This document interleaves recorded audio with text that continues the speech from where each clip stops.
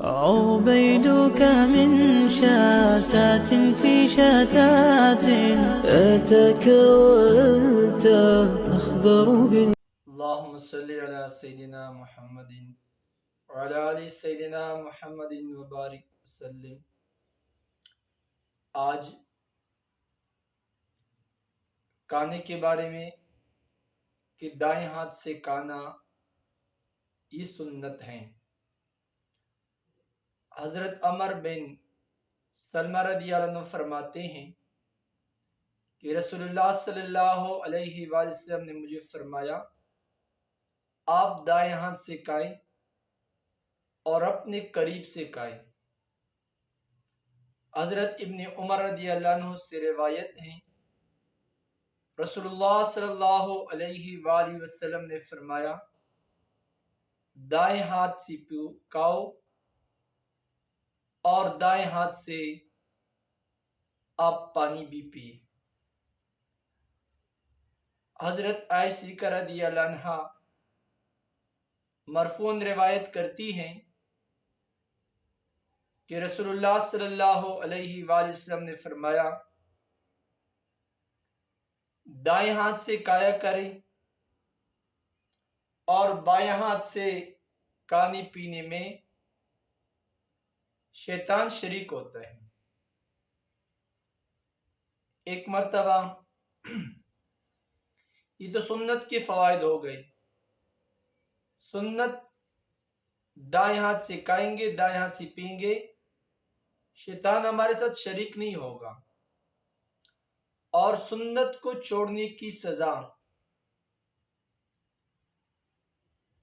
خلاف سنت کام کرنا۔ حضرت سلمہ بن اکوع رضی اللہ عنہ فرماتے ہیں کہ پیارے حبیب علیہ السلام ایک بندے سے فرمایا کہ آپ دائیں ہاتھ سے پیئے،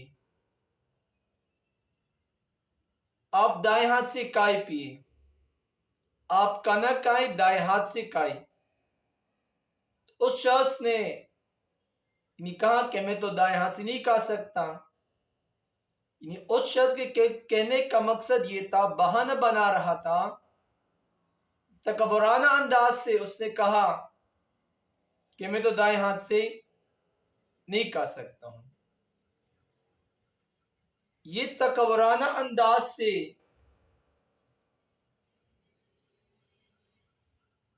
نبی علیہ السلام مبارک نے پھر فرمایا، تم نہیں کھا سکو گے پھر۔ تو وہ شخص، اس کا دایاں ہاتھ شل ہو گیا۔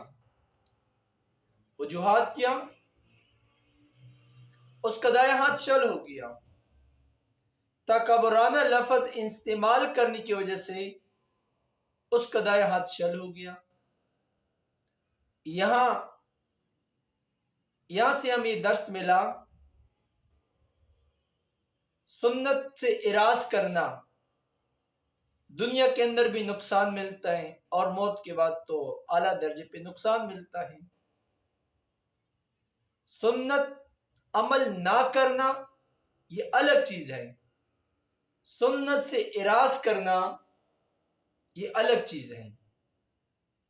سنت نہ کرنا، سنت کا عمل ادا نہ کرنا، زیادہ اس پہ سخت گناہ نہیں ہے۔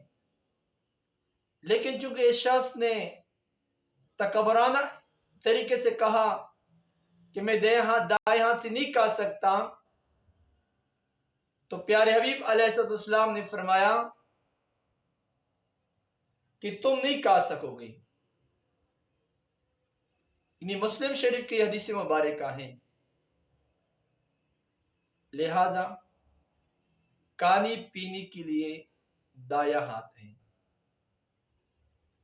عظیم چیز ہو، عزت والی چیز ہو، دائیں ہاتھ سے کرنا چاہیے، اور جو عزت کے خلاف کوئی چیز ہو تو بائیں ہاتھ۔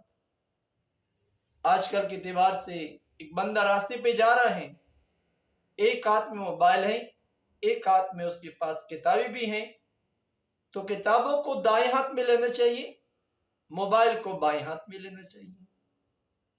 اللہ جل شان آپ سب کو سنت والی زندگی پر زندگی گزارنے کی توفیق نصیب فرمائے۔ وآخر دعوانا الحمدللہ رب العالمین۔